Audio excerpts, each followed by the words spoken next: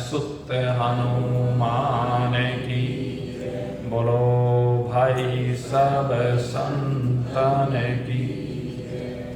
बोलो भाई सब भगतन की। जय जय श्री राधे। जय जय श्री राधे। जय जय श्री राधे। बोल सचियां जोता वाली माता तेरी सदा ही जय। बोलिए जगन्नाथ भगवान की। बोलिए बलदाऊ जी महाराज की। बोलिए सुभद्रा महारानी की। गोविंदाय नमो नमः। श्री कृष्णाय वयं नमः।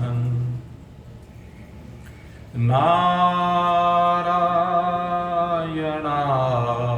नमोस्तुते।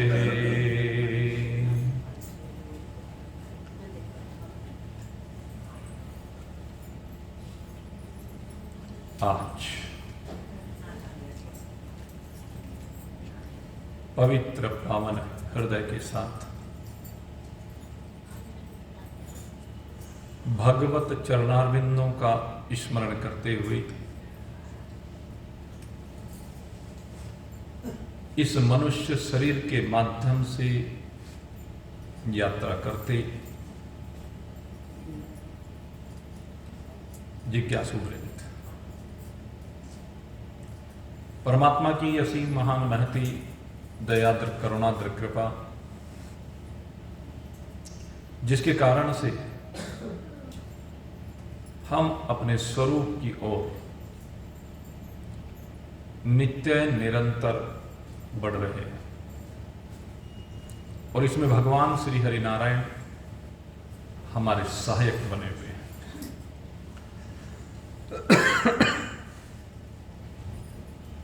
जो हमने भगवान में चित्त को लगाया है उसी के कारण से भगवान का अवतरण होता है। भगवान का मथुरा में अवतरण हुआ है। मथुरा वह भूमि है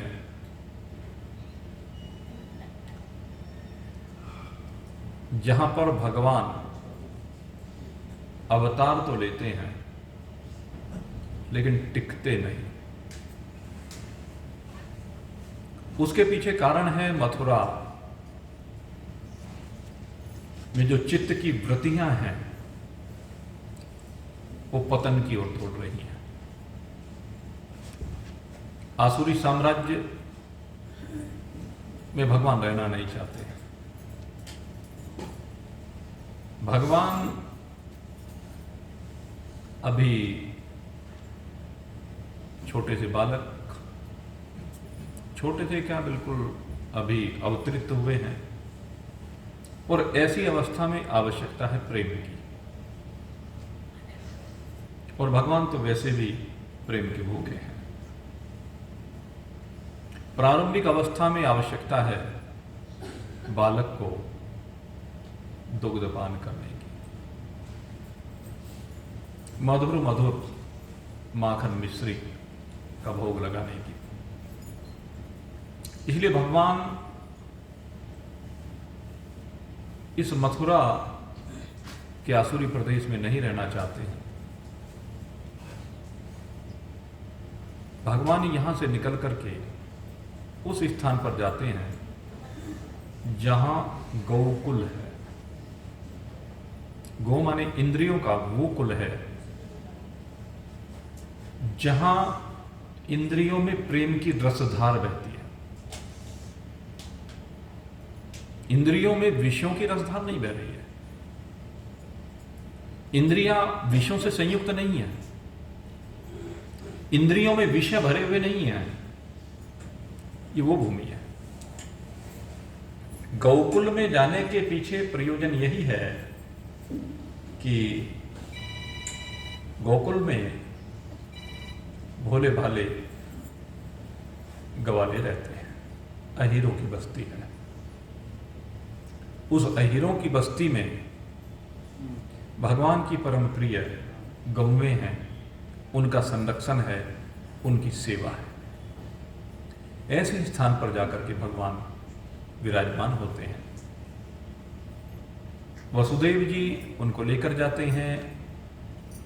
यमुना जी भगवान की चरण रज पाकर के अपने को धन्य मानती है। और जिस नंद और यशोदा के यहाँ भगवान जाकर विराजमान हुए, उस गोकुल में नंद बाबा के यहाँ दूध दही की नदियां बहती हैं। ये कहा जाता है 9 लाख गैया। और जहां पर दूध और दही की, माखन की नदियां बहती हैं, वहां पर आनंद के अतिरिक्त कुछ हो ही नहीं सकता है। नंद बाबा आनंद तत्व का प्रतिनिधित्व करते हैं। नंद बाबा के हृदय में आनंद समाया हुआ है। क्यों? क्योंकि वो भगवान को अपना बना चुके हैं। और यशोदा मैया कहते हैं अपने अहम भाव से बाहर निकल गई है। यशोदा मैया परम साध्वी है। उनका अहम कहीं रहा नहीं है, क्योंकि वह जानती है कि जो हमारा अहम है यही हमारे पतन का, हमारे विनाश का कारण है। और सांसारिक व्यक्तियों की तो मैं क्या बात करूं, जो व्यक्ति साधना के पथ पर आगे बढ़ना प्रारंभ होता है और थोड़ी सी साधना उसकी बनती है, अभी तो 2 पग ही आगे बढ़ाए हैं, लेकिन 2 पग आगे बढ़ाते ही चूंकि वह संसार से अलग हट करके दिखने लगता है। और जब संसार से अलग हट करके दिखने लगता है तो संसार उसको सम्मान देना प्रारंभ कर देती है। उसे लगता है कि मेरी साधना के कारण से मैं इनसे बहुत ऊंचे उठ गया हूं, इसलिए उसके अंदर एक पूज्यता का भाव आ जाता है। और वो पूज्यता का भाव उसके पतन का सबसे बड़ा कारण बनता है। उसके पैर फिर धरती पर नहीं रहते, उसका दिमाग होश में नहीं रहता। उसका दिमाग अहंकार से संयुक्त हो जाता है। वो मानने लगता है कि अब सबको मुझे बड़ा मानना चाहिए, सबको मेरा सम्मान करना चाहिए, सबको मेरी पूजा करनी चाहिए। तो उसे यशोदा मैया से सीखना चाहिए। जिस यशोदा मैया के घर में सब प्रकार का धन धान्य वैभव सब कुछ है, लेकिन उस सब के बावजूद भी यशोदा मैया धरती पर रहती है। उसे किसी से मान सम्मान नहीं चाहिए, अपितु वो सबको मान सम्मान देना जानती है। जो उसकी आलोचना करते हैं वो उनको भी मान सम्मान देना चाहती है। ये यशोदा मैया की विशेषता है। यशम ददाति ही इति यशोदा, जो सबको यश दे। मित्र को तो दे ही, प्रशंसकों को तो दे ही, अपनों को तो दे ही, रिश्तेदारों को तो दे ही, बाल बच्चों को तो दे ही, लेकिन जो विरोधी हैं, जो शत्रु हैं, जो निंदा करने वाले हैं, अहित करने वाले हैं, उनको भी सम्मान देने वाली ये यशोदा मैया है। मेरे मित्रों, पर प्रारब्ध के अनुसार न जाने संसार में हमें किस किस का संग मिलता है। और जब ये संग मिलता है तो ये संसार भांत भांति का है। इसमें दैविक प्रकृति के जीव भी निवास करते हैं और आसुरी प्रकृति के जीव भी निवास करते हैं। आपको सदा इन दोनों के बीच में रहकर ही जीवन को जीना पड़ेगा। लेकिन गोस्वामी जी महाराज कहते हैं कि मैं तो भाई दोनों के चरणों की वंदना करता हूं। बंदहु संत असज्जन चरणा, कहते मैं दोनों की वंदना करता हूं, संत की भी वंदना करता हूं और असंत दुष्टों की, पापियों की, राक्षसों की, उनकी भी वंदना करता हूं। कहने लगा यदि वंदना नहीं करूंगा तो रोज हथियार लिए खड़े रहेंगे। कहने लगा यदि मैंने उनको देख करके उनको नमस्कार कर दिया, मेरा क्या गया? क्योंकि मैं जानता हूं असुरों को भी सत्ता देने वाले परमात्मा ही है। मैं उन असुरों की प्रवृत्ति को नमस्कार नहीं कर रहा हूं, असुरवृत्ति को नमस्कार नहीं कर रहा हूं, अपितु उस असुर को भी सत्ता देने वाले, उस असुर के अंदर भी विराजमान भगवान को नमस्कार कर रहा हूं। ये यशोदा की भावना है। इसलिए मेरे मित्रों, जब आप परिवार में रहते हैं और परिवार में रहने पर जब आपके परिजन आपको कुछ कहते हैं, क्योंकि कुछ की प्रवृत्ति होती है सारे दिन आपके काम में कमी निकालना, आपकी सेवा के बदले भी आपको जूते मारना, ये स्वाभाविक होता है। तो इसमें कोई परेशान होने की बात नहीं। वो आपको जो कह रहे हैं आपके कर्म का फल दे रहे हैं, ये समझ लीजिए। आपने उनको पहले कह रखा है, इसलिए तो हिसाब बराबर हो रहा है। लेकिन अगर यदि उसके बदले में आपने भी प्रतिक्रिया व्यक्त कर दी, नकारात्मक प्रतिक्रिया व्यक्त की, तो क्या होगा कि आगे के लिए फिर से आपने अपने लिए अशुभता की नींव रख दी है। ये नहीं करना है। यहीं पर इस चैप्टर को क्लोज कर दीजिए। अगर यदि चैप्टर को यहां पर क्लोज नहीं करेंगे तो क्या होगा? विनाश। उसके अतिरिक्त वो कुछ नहीं होता। इसलिए यशोदा मैया से हमें ये सीखना है। उनके यहां अनेक गोपियां आती हैं और किसी न किसी बहाने से कोई दूध मांग के ले जाती, कोई माखन मांग के ले जाती, कोई दही मांग के ले जाती। नंद बाबा व्यापार करते हैं, और जो व्यापारी होता है कोई वो ऐसे लुटाने के लिए नहीं होता है सामान, लेकिन किसी न किसी बहाने से आती रहती है। और यशोदा मैया को पता है कि मेरा बेवकूफ बना के जा रही है, मुझे ठगने के लिए आई है, लेकिन वो ठगी जाती है, वो ठगी जा रही है और सहर्ष ठगी जा रही है और प्रेम के साथ ठगी जा रही है। मना नहीं करती किसी को। यशोदा मैया की विशेषता यही है, किसी को भी मना नहीं। दरवाजे पर कोई भी आ गया उसी का सम्मान है। अरे मेरे मित्रों, कौन किसके दरवाजे पे आता है? ये तो सौभाग्य की बात है कि कोई हमारे दरवाजे पे आ रहा है। आने वाले का सौभाग्य की बात मैं नहीं कहता हूं। सौभाग्य तुम्हारा है, तुम्हें किसी की सेवा करने का अवसर मिल रहा है। अगर यदि कोई आपके दरवाजे पर कुछ याचना लेकर के आ रहा है तो ये तो उसका तो दुर्भाग्य है, लेकिन तुम्हारा सौभाग्य बनाने के लिए आ रहा है। और तुमने उस दुर्भागी व्यक्ति को अगर यदि लौटा दिया वापस, तो समझ लीजिए उसके दुर्भाग्य का अंश तुम्हारे पास भी आ गया।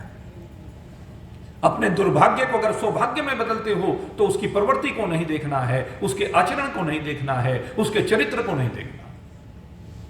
जब हम उसके चरित्र का अवलोकन करने लगते हैं तो उसके चरित्र का अवलोकन करते हुए उस संग का रंग हमारे ऊपर भी चढ़ने लगता है। अरे भगवान ने तुझे यहां पर भेजा है तो सेवा करने के लिए भेजा है। तू यहां पर आया तो सबकी सेवा करने के लिए आया है। कोई तुझे कुछ देता है नहीं देता है, ये विचार करने का विषय नहीं है। तेरे से कुछ ले रहा है, कोई बात नहीं है, अपना हिस्सा लेकर के जा रहा है। इसलिए परेशान होने की आवश्यकता नहीं है। जो भी आए सबकी सेवा कीजिए। सेवा ही परम धर्म। हमारे शास्त्र कहते हैं कि सेवा सबसे बड़ा धर्म है। चाहे वह माता की सेवा हो, चाहे वह पिता की सेवा हो, और भाग्यवान है वही लोग जिनको माता पिता की सेवा का अवसर मिल जाए। अन्यथा तो माता पिता की सेवा का अवसर ही नहीं मिलता। सारी जिंदगी माता और पिता ही सेवा करते रहते हैं। और माता पिता का सबसे बड़ा उपकार यह है कि उसने तुझे जन्म दिया है। आज जो कुछ भी तू है उनकी शिक्षा की बदौलत है। भले ही वो निर्धन हो, चाहे वो धनवान हो, लेकिन आज तो अगर यदि अपने पैरों पर खड़ा हुआ है तो उनके संस्कार हैं, उनकी सेवा है, उनका परिश्रम है, उनका त्याग है। आज उनके पास तुझे देने के लिए भले चाहे फूटी कोड़ी भी ना हो, लेकिन आज तेरा दायित्व बनता है कि तू आज उन जन्म देने वाले अपने माता पिता की वो सेवा कर जो सेवा श्रवण कुमार ने की है। तुझे वो सेवा करनी है जो नचिकेता ने की है अपने माता पिता की। मेरे मित्रों, दुर्भाग्य सौभाग्य में बदल जाएगा, पाप पुण्य में बदल जाएंगे। यह है जीवन को परिवर्तन करने का। भगवान ने इस मनुष्य शरीर में यह अवसर आपको प्रदान किया है, अन्य किसी शरीर में यह अवसर नहीं मिला है। और भगवान श्री कृष्ण, वो तो भगवान है, उनके लिए तो कुछ कर्म करना बनता ही नहीं है। उनके लिए धर्म और अधर्म भी कुछ नहीं रहता है, पाप पुण्य भी कुछ नहीं रहता है। लेकिन उसके बावजूद वो भगवान श्री कृष्ण अपने भक्तों की सेवा करने के लिए इस ब्रिज की भूमि पर आ रहे हैं। बहुत से लोग कहते हैं कि असुरों को मारने के लिए आए हैं। नहीं, अगर यदि आप भगवान की ब्रिज की लीलाएं देखें, असुरों को मारने के लिए नहीं आए। असुर तो अपने कर्मों से अपना आप ही मर जाते हैं। पूतना, तृणामृत, सक्टासुर, अघासुर, बकासुर, धेनुकासुर, न जाने कितने असुर, वो सारे के सारे अपने पाप कर्मों से मरेंगे, क्योंकि जो पाप कर्म है उनको मरना ही है। लेकिन भगवान किसी को मारने के लिए आते ही नहीं, उनके पाप कर्म उन्हें मार रहे हैं। भगवान तो जब यहां पर आते हैं तो वो केवल तारने के लिए आते हैं। भगवान का कार्य इस भक्त को, इस जीव को तारना है, और तारने के भी अनेक रूप हैं। अब वो किस रूप में तारने के लिए आ रहे हैं? किसी का बालक बन करके, किसी का मित्र बन करके, किसी का प्रेमी बन करके, न जाने अलग अलग भाव हैं। और अलग अलग भाव में जिस जिस भाव से भगवान को जिस जिस प्रकार से जो स्मरण कर रहा है, ये यथा माम प्रपद्यन्ते तांस्ततेव भजाम्यहम्, भगवान उसके लिए वैसा ही बन जाते हैं। जाकी रही भावना जैसी प्रभु मुहूर्त तीन देखा ही तैसे, जिसकी जैसी जैसी भावना वैसा वैसा भगवान हो जाते हैं। यशोदा मैया बेटा मान रही है, तो बेटा मान करके बेटे का अधिकार, बेटे के ऊपर जो अधिकार होता है बचपन में, कहते वो दिखाती भी है, वो डराती भी है, वो खिलाती भी है, तो डंडी लेके खड़ी भी हो जाती है, वो दुलार भी करती है, क्रोध भी करती है। ये एक मां की विशेषता है। और बालक बनकर के भगवान यशोदा मैया की फटकार का, दुत्कार का, प्रताड़ना का कोई विरोध नहीं करते हैं। डंडी लेकर आती है तो पिट जाते हैं, रस्सी लेकर बांधने आती है तो बंध भी जाते हैं। और किसी दिन अगर यदि कोई ज्यादा प्रताड़ित करे तो जैसे बच्चा रोता है ऐसे रोने भी लगते हैं। ये भगवान के चरित्र की विशेषता है। भगवान मां को कहीं भी अपनी दिव्यता नहीं दिखाते। मेरे मित्रों, मां दिव्यता दिखाने के लिए नहीं है, अपितु मां की वजह से तुम्हारे अंदर दिव्यता आई है, इसलिए दिव्य तुम नहीं वो हो। तुम्हारे माता पिता दिव्य हैं, वो गुरु दिव्य हैं, जिनसे आपने शिक्षा पाई है, जिनसे आपने संस्कार पाए हैं, जिनकी कृपा से आज आप हैं। दिव्य आप नहीं, दिव्य वो है। मां बाप से बढ़कर जग में दूसरा कोई हो ही नहीं सकता। गुरु से बढ़कर के जग में दूसरा कोई हो नहीं सकता, क्योंकि वो आपके भाग्य विधाता है, वो आपके कर्मों के निर्माता हैं, वो आपको जग जंगाल से छुड़ा करके परमात्मा से मिलाने वाले हैं। इसलिए उनकी जो महत्ता है उसकी तुलना किसी से नहीं हो सकती है। इसीलिए भगवान छोटे बन करके आते हैं। भगवान ने अपना बड़प्पन कहीं नहीं देखा है, लेकिन हम हर जगह अपना बड़प्पन ही दिखाने के पीछे रहते हैं। हमारे अंदर का जो अहंकार है, ये दिन प्रतिदिन हर लाभ के साथ जैसे लोभ बढ़ता है। कहावत है ना कि हर लाभ के साथ लोभ बढ़ता चला जाता है। व्यक्ति के पास जैसे जैसे धन आता है, एक व्यक्ति सबसे पहले चिंतन करता है कि मुझे कुछ ऐसा काम मिल जाए जिससे घर की रोटी निकल जाए भाई, तन को कपड़ा मिल जाए भाई। खैर वो मेहनत मजदूरी करके, नौकरी करके, कुछ भी काम करके इस स्थिति में पहुंचता है कि वो अपने घर का खर्चा निकालने लगता है, तो उसे एक संतुष्टि हो जाती है कि चलो अब कर्ज से पिंड छूटा, कम से कम घर का खर्चा निकलना शुरू हुआ।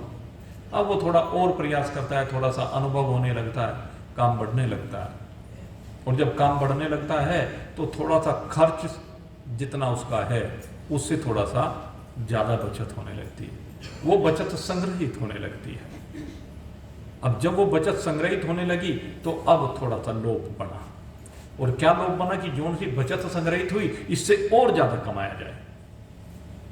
तो लाभ के साथ लोभ का बढ़ना ही है। जैसे जैसे आगे लाभ बढ़ता चला जाता है फिर उससे भी आगे कमाई करने का भाव बना रहता है, फिर और ज्यादा, फिर और ज्यादा। ये जो कहते हैं ना चक्रवृद्धि ब्याज है, वृद्धि का चक्र चलता रहता है। यही है लाभ के साथ लोभ का बढ़ना। जबकि महान पुरुष कहते हैं अगर यदि लाभ बढ़ रहा है तो जरा उस लाभ में से उस लाभ को पवित्र करने के लिए एक हिस्सा निकालिए और वो हिस्सा सेवा में लगाइए, तो लोभ नहीं बढ़ेगा। धन तो बढ़ेगा लेकिन लोभ नहीं बढ़ेगा। धन के बढ़ने में कोई बुराई नहीं है, लेकिन लोभ के बढ़ने में बुराई है।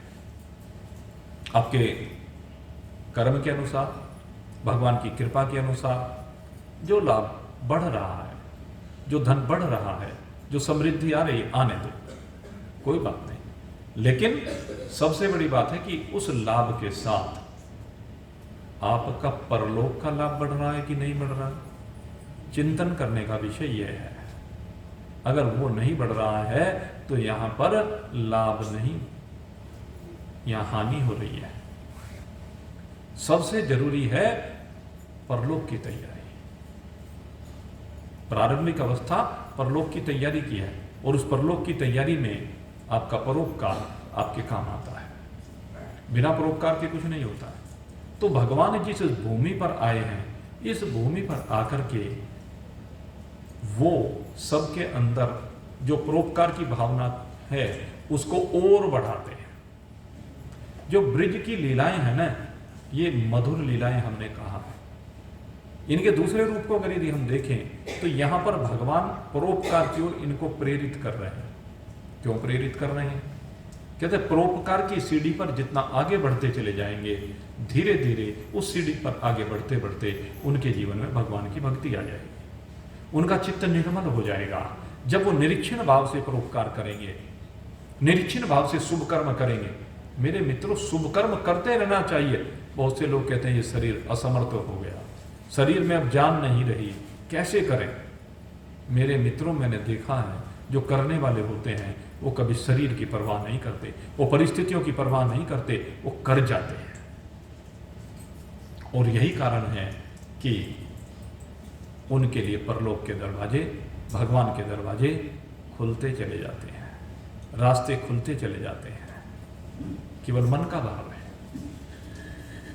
हमने देखा है कि ऐसे ऐसे बड़े बुजुर्ग जिनमें अब चलने की सामर्थ्य नहीं है, लेकिन भाव क्या रहता है कि नहीं, कथा करानी है। मन में भाव रहता है, भंडारा करना है, भाव रहता है, मंदिर बनवाना है, भाव रहता है, गरीबों की सेवा करनी है, ये भाव बना रहता है। मरते दम तक भी वो लगे रहते हैं। अरे भाई, शरीर तो जैसा चल रहा है चलेगा, शरीर में जब विकार आ गया तो आने तो कोई बात नहीं, तुम तो निर्विकार बने रहो। शरीर के विकार के साथ रोते ही रहोगे क्या? रोने से तो शरीर का विकार ठीक होने वाला है और बढ़ेगा। उस विकार के होते होते अगर शुभ कर्म करते रहोगे, शुभ कर्मों में लगे रहोगे, तो क्या होगा? जितने समय उन कर्मों में लगे रहोगे उस समय वो शरीर का विकार स्मरण ही नहीं रहेगा। इसलिए लगे रहो। भगवान बार बार इसी बात के लिए प्रेरणा देते हैं। भगवान इसी बात को समझाने के लिए ब्रिज की भूमि में आते हैं और ब्रिज की भूमि पर उन्होंने इस परोपकार की खेती को किया है। उन्होंने ये प्रेम की गंगा का प्रवाह किया है वहां। यमुना के तट पर बसा हुआ ये गोकुल, और बाद में वृंदावन, नंदगांव, बरसाना, इन सब में भगवान ने जो लीलाएं की, वहां पर केवल प्रेम की रसधार का प्रवाह किया है।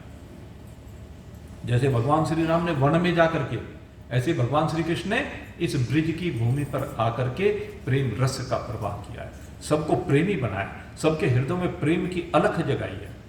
सिर्फ यही काम करते हैं भगवान, और लीलाओं के बहाने से कर देते हैं। जैसे ही भगवान ब्रिज की भूमि पर गए, वहां पर जितने भी गोप गोपियां हैं, पहले कहते हैं अपने रूप के प्रभाव से, सबसे पहले भगवान अपने रूप का प्रभाव दिखाते हैं, और उस रूप का प्रभाव दिखाकर के भगवान ने उन ब्रिजवासियों को अपनी ओर खींचा। भगवान के सुंदर सलोने सांवले स्वरूप को देखने के लिए ब्रिज की गोपांगनाएं सब दौड़ी चली आई। कितना सुंदर है, कैसा प्यारा है, देखते ही ये मन करता है कि इसे अपनी गोद में उठा लें, और गोद में उठाकर इसे प्यार करें, उसके मस्तक को चूमें, अपने हृदय से लगाएं।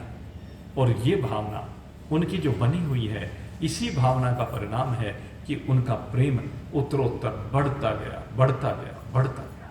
निरंतर उनका प्रेम बढ़ता चला जाता है, और जब उनका प्रेम निरंतर बढ़ता गया तो भगवान भी उनके ऊपर कृपा करते चले गए, करते चले गए। उनके घरों में धन धान्य की वृद्धि होने लगी, उनको अब चिंता रही नहीं।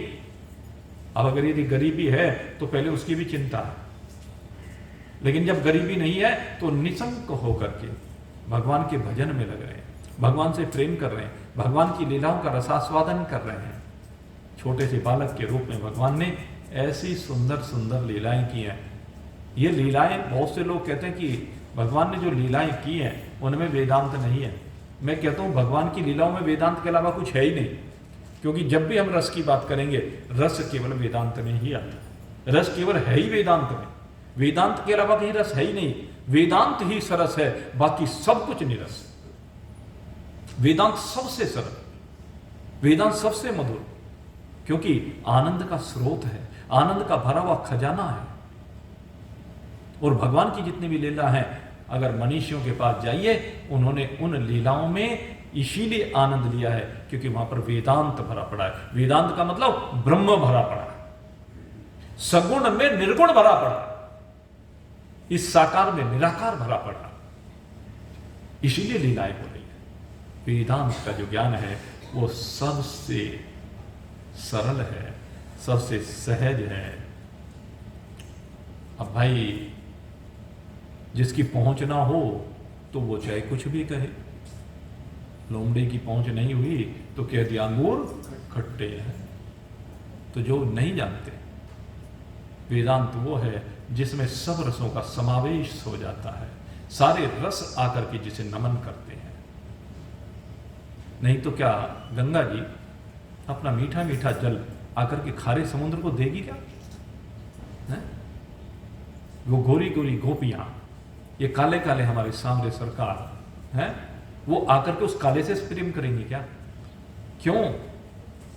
वो उससे प्रेम इसलिए करती हैं, गंगा जी प्रेम इसलिए करती हैं सागर से कि वो अपने प्रियतम के साथ मिलकर के उसके साथ एक रूप होकर के असीम हो जाती है। अभी तक गंगा जी सीमाओं में बंधी हुई है, गंगा जी की एक सीमा है, लिमिटेड है, लेकिन सागर के साथ आकर के वो असीमित हो जाती है। इसी प्रकार से गोपियां कृष्ण के साथ मिलकर के हम सीम हो गई, अपार हो गई, अनंत हो गई, आनंद अखंड हो गया, एक रस्ता आ गया।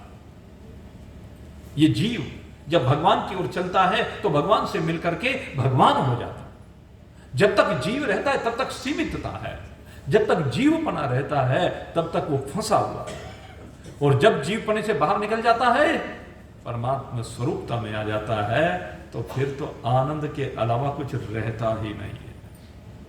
और हर लीला में आनंद, क्योंकि भगवान जब आते हैं ना तो वो हंसी भी करते हैं, मखौल भी करते हैं, लीलाओं में सब कुछ होता है, लेकिन हर लीला के पीछे एक दर्शन है। हर लीला में छिपा हुआ दर्शन है, किसका? ब्रह्म का दर्शन है। जब गोपियां अपने हृदय से भगवान को लगाती हैं तो एक विशेष चेतना का संचार उनके हृदय में होता है।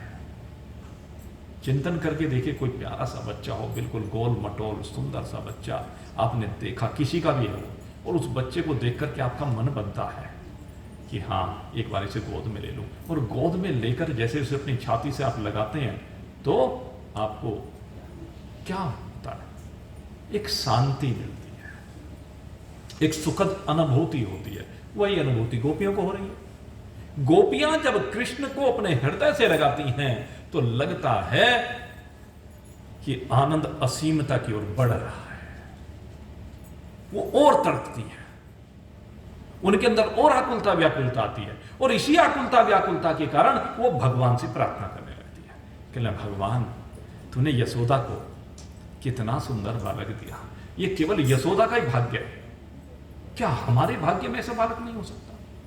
उनका चिंतन अब दूसरी दिशा में जाता, और दूसरी दिशा में जो ये चिंतन गया कि क्या हमारा भाग्य यशोदा के भाग्य के साथ एक रूप नहीं हो सकता? जो सौभाग्य यशोदा को मिल रहा है, क्या वो सौभाग्य हमें नहीं मिल सकता? अरे यशोदा की छाती से हर समय लगा रहता है ये, क्या हमारी छाती से नहीं लग सकता? ये यशोदा की गैयों का दूध पीता है, यशोदा के घर का माखन खाता है, क्या ये सौभाग्य हमें नहीं मिल सकता कि हम भी इसे दूध पिलाएं, हम भी इसे अपने घर का माखन खिलाएं? ये है प्रेम की बात, और यही प्रेम की भावना भगवान को खींच ले जाती है, भगवान को अपनी ओर खींच करके ले जाती है।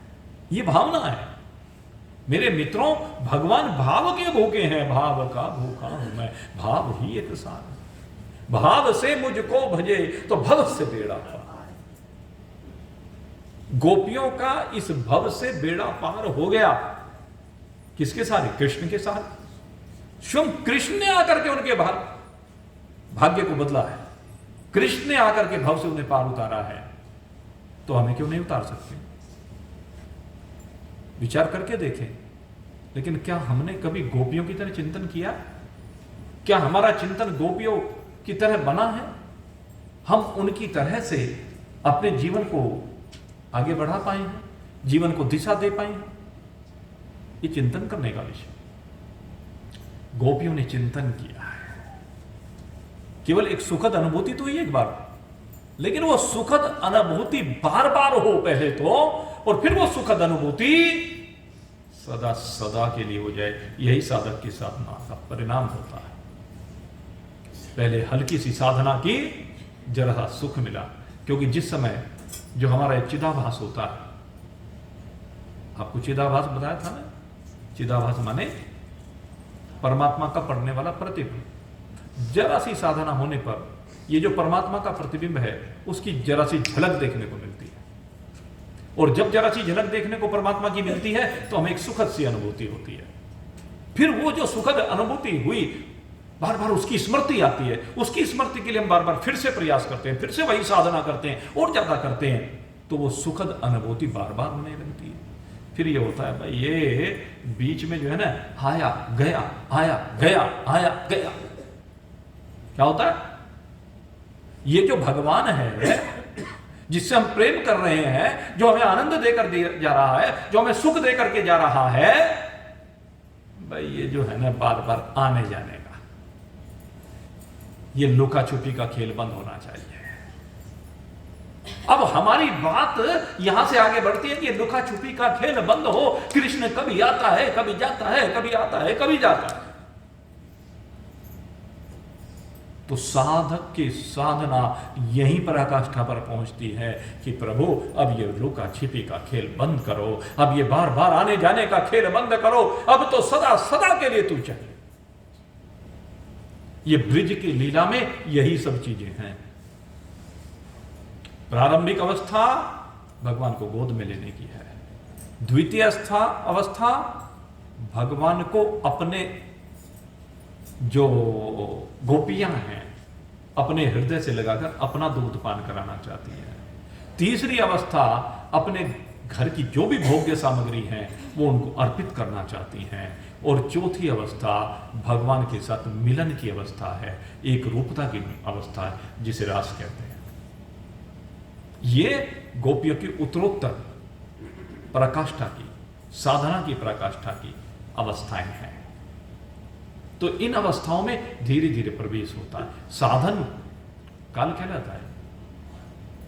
साधन तो वैसे उसी दिन से प्रारंभ हो गया जब जरा सा आकर्षण हुआ, जरा से आकर्षण के साथ ही साधना प्रारंभ। लेकिन वो आकर्षण बढ़ते बढ़ते, साधना बढ़ते बढ़ते, जब तक परमात्मा के साथ एक रूपता तक ना पहुंचे तब तक मंजिल नहीं मिली भाई। इसलिए इसके लिए बार बार साधना करनी होती है, बार बार समय देना होता है, बार बार लगना होता है, बार बार डूबना होता है। मेरे मित्रों, ये हमें अपना हृदय ऐसा बनाना पड़ेगा। हमें अपने हृदय में इस तरह प्रेम की रसधार बहानी पड़ेगी। और इसमें सब तरह की लीलाएं होती हैं। भगवान यहाँ ब्रिज में आकर सब तरह की लीला करते हैं। हर फण मोला कहते हैं ना जैसे, तो भगवान हर फण में माहिर है। हर फण का मतलब कहता है जो जिस तरह से भज ले, कहला भगवान उसके लिए वैसे ही बन के आ जाते। छोटे छोटे बच्चों के साथ खेलते भी हैं, इन गोपियों के मन की इच्छाओं को पूरी भी करते हैं। सबसे पहले जैसे ही भगवान थोड़े से बड़े होते हैं, इन गोपियों के मन में जो भाव आया कि भाई हम भी अपने हृदय से लगा करके उस यशोदा के सुख को प्राप्त करके देखें। कि यशोदा जब अपने हृदय से लगा करके इस बालक को दुग्धपान कराती है, कहते हमने तो केवल एक बार गोद में लेकर हृदय से लगाया तो हमें कितनी सुखद अनुभूति हुई। तो क्यों ना एक बार अगर यशोदा की तरह से दुग्धपान कराने का अवसर मिल जाए तो हमारा आनंद कई गुना हो जाए। इसलिए ये गोपियां यशोदा के घर के रोज चक्कर लगाती। इन ब्रज की गोपांगनाओं की ये विशेषता है कि ये सब हैं तो सब यशोदा मैया की सखी। तो इनके अंदर कौन सा भाव आया है? मातृत्व भाव आया है। अकेली यशोदा माता नहीं है। ब्रिज में यशोदा की जितनी सखियां हैं या जितनी हम उम्र हैं, माताएं जितनी भी, वो सब उनके मन में भाव आया कि काश ये सुखद अनुभूति हमें भी मिले। इसलिए रोज जाती हैं। अब यशोदा मैया अपने काम धंधों में लगी रहती है, अब रोज आती है कि तुम्हें रोज आके डिस्टर्ब करते, कहले कोई बात नहीं, तो चिंता क्यों करती है? कहले मुझे बच्चे को भी देखना पड़ता है और फिर घर के काम धंधे भी देखने पड़ते हैं, और फिर तुम आ जाओ तो तुम्हारी मेहमानदारी भी करनी पड़ती है। कहने सुन, तो परेशान क्यों होती है? अरे हम तो तेरी सखियां हैं, और जब हम तेरी सखियां हैं तो हम तो तेरी सहयोगी हैं। अब हम तेरी सहयोगी हैं तो तुझे सहयोग करेंगे, तुझे दुख देने के लिए थोड़ा ही ना। तू एक काम कर, तू अपने घर के काम धंधे को देख। यशोदा मैया से कहती है कि घर का काम धंधा तो तू देख, और ये जो लल्ला है ना इसे हम देखेंगे। क्या चलो ठीक है, तुम खिलाओ। अब खिलाने के बहाने से वो आ जाती है, और खिलाने के बहाने से जब जिसका दांव लग जाए, जब भी जिसको मौका लगे, जरा सा एकांत सा मिला, एक कोने में गई और कोने में जाकर के चुपचाप प्रेम के भाव में डूबी, और भाव में डूब करके कहने बेटा आज तो बस मेरे हृदय से लग करके आज मेरे हृदय में उस आनंद का संचार कर दे जो तू रोज यशोदा मैया के हृदय में उस प्रेम के आनंद का संचार करता है। आज वो सुख मुझे भी दे दे। एक एक करके जितनी भी गोपियां हैं भगवान को दुग्ध पिलाती हैं अपने हृदय से लगा करके, और सब उस सुख को प्राप्त करती हैं। और भगवान अगर किसी के हृदय से लग करके उसका दूध पीते हैं, भगवान अगर किसी के बालक बन करके आते हैं, वो जगत का पिता अगर यदि किसी का बालक बन करके आता है, इससे सुखद अनुभूति किसी को क्या हो सकती है? इस आनंद को तो अगर पूछना है तो मां कौशल्या से पूछो, इस यशोदा मैया से पूछो, या इन ब्रिज की गोपियों से पूछ करके देखो, या मेरे मित्रों उन भक्तों से पूछ करके देखो जिन्होंने भगवान को अपना बेटा मान करके साधनाएं की है, और साधना काल में उस भगवान को अपनी गोद में पाया है, और गोद में पा करके उन्होंने जी भर करके उसको दुग्धपान कराया। ये भाव का खेल है, भाव लीला है मेरे मित्र। ये और ये भक्त रोज इस लीला का रसास्वादन करते हैं। जो माँ बनती है वो माँ यही रसास्वादन करती है। और मैं कहता हूँ माँ तो सब बनती हैं और संतानों को जन्म भी आप सब दे रही हैं, सब ने दिया है। लेकिन एक भावना अगर उसी समय मना ली जाए कि मेरे यहाँ जो बालक आया है ये तो मेरा कृष्ण ही मेरा बालक बन करके आया है, मेरा इष्ट ही मेरा बेटा बन करके आया है, तो उस समय अगर इस भावना के साथ उसको दुग्धपान कराया जाए तो जीवन सफल हो जाए। क्योंकि सबके अंदर हरि बैठा हुआ है, तो भगवान सबका दुग्धपान करते हैं। अब उनके मन में भाव हुआ कि रोज रोज हम आती हैं, अरे काश ये सौभाग्य हमें भी मिल जाए। क्या सौभाग्य मिल जाए कि भगवान हमारे यहाँ आ जाए। होता है पहले हम भगवान के मंदिर में जाते हैं, भगवान के घर पर जाते हैं, फिर क्या कहते हैं भगवान तो हमारे यहाँ आ जाए। जैसे क्या होता है, कोई व्यक्ति मान लीजिए कहीं पर कोई महान पुरुष आया किसी गांव में शहर में, और जब महान पुरुष कोई आ जाता है तो जिनके अंदर धार्मिकता के भाव होते हैं वो उन महान पुरुषों के पास मिलने के लिए जाता है। और मिलने के लिए जाने पर अगर यदि वो उनसे कुछ प्रभावित हो जाता है, उनकी कुछ बातें अच्छी लगने लगती हैं, तो जा करके वो फिर कुछ प्रसाद आदि उनके लिए लेकर जाता है, घर से कुछ बनवा करके लेकर के जाता है कि लो महाराज जी कुछ भोग लगा लो, महाराज जी कुछ भोग लगा लो। ये भाव बनाता है, और ये भाव बनाने के बाद फिर उसका भाव और आगे बढ़ता है, और आगे बढ़ने पर अब उसके मन में एक लालसा होने लगती है, एक इच्छा का जन्म होने लगता है कि काश मुझे ये सौभाग्य मिल जाए कि महाराज जी मेरे घर पर आए हैं। और जब ये उसके मन में भाव होता है, फिर वो जो अन्य भक्तगण है जो उनके नजदीकी हैं उनके सामने अपने भाव का प्रकटन करता है। और अपने भाव का प्रकटन करने के बाद कहने में महाराज जी जा तो सकते हैं, लेकिन प्रयास करना पड़ेगा, निवेदन करना पड़ेगा, व्यवस्थाएं करनी पड़ेंगी। अब किसी महान पुरुष को जब बुला रहे हैं तो व्यवस्थाएं भी बहुत बढ़िया करनी होती है, क्योंकि घर का सारा रंग ढंग बदलना पड़ता है। घर की साफ सफाई से लेकर के उनको जो भोग लगाना है, उत्तम से उत्तम प्रबंध करना होता है। अब वो जो उत्तम से उत्तम प्रबंध किया जाता है उसमें भाव की प्रधानता होती है। अब वो भाव बना तो फिर धीरे धीरे महाराज जी के निकट संपर्क बनाना शुरू किया, और संपर्क बनते बनते बनते एक दिन निवेदन करते हैं। और जब निवेदन कर देते हैं तो फिर वो महान पुरुष उसके उस निवेदन को किसी न किसी दिन एक बार में स्वीकार नहीं किया, 2 में किया, 2 में नहीं किया, 3 में किया, 4, ऐसा नहीं कि एकदम स्वीकार कर ले, और हो भी सकता है एकदम कर भी ले, दोनों बातें संभव है, लेकिन वो भाव के ऊपर डिपेंड करता है। जब देखते कि हाँ अब इसका भाव पराकाष्ठा का है। महान पुरुष किसी के घर पे यूं ही नहीं आते। अभी ये हमारे पंडित जी कह रहे थे ना, व्यासपीठ की एक परिक्रमा करने से 1 जन्म के पाप नष्ट हो जाते। और मैं कहता हूं मेरे मित्रों, अगर यदि आपका भाव है और आपके भाव के कारण से कोई ब्रह्मनिष्ठ ब्रह्म ज्ञानी महान पुरुष आपके निवेदन पर आपके घर पर आ गया, तो मैं कहता हूं जन्म जन्मांतर के कल्प कल्पांतर के सारे पाप नष्ट हो जाते हैं, दग्ध हो जाते हैं। ये महान पुरुषों की विशेषता है। और उनकी कृपा अगर यदि हो जाती है, अगर उन महान पुरुषों की चरण रज अपने घर पर पड़ जाती है, उनकी सेवा करने का सौभाग्य आपको मिल जाता है, तो मेरे मित्रों फिर आगे की प्रक्रिया प्रारंभ हो जाती है। केवल महान पुरुषों के घर तक आने की प्रक्रिया नहीं है, उनको भोग लगाने की प्रक्रिया नहीं है, प्रक्रिया तो अब शुरू होती है, उत्थान तो अब शुरू होता है। जब महान पुरुषों का आवागमन शुरू हो जाता है तो मेरे मित्रों फिर तो प्रार्थना होती है कि भगवान हमारे घर पर आ जाए।